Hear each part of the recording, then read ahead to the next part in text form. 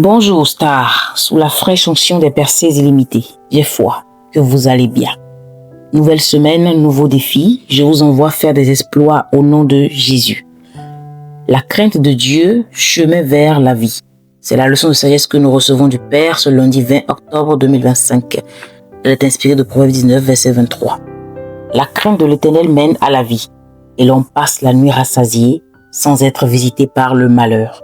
La crainte de l'Éternel, c'est la haine du mal, de l'arrogance et de l'orgueil.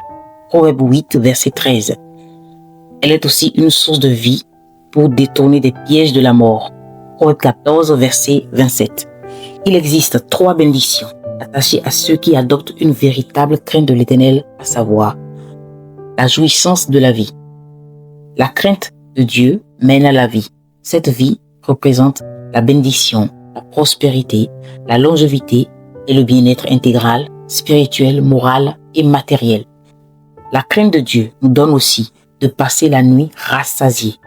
Il s'agit ici de satisfaction et de contentement. Être rassasié, c'est ne manquer de rien qui soit essentiel, tant sur le plan spirituel que matériel. Enfin, la crainte de Dieu nous met à l'abri du malheur. Dieu promet à ceux qui le craignent d'être préservés du mal, du danger et des situations désagréables. Mais attention, cela ne signifie pas que le croyant ne connaîtra jamais d'épreuves, mais plutôt que le malheur ne triomphera pas de lui. La présence de Dieu devient un bouclier de protection et de réconfort.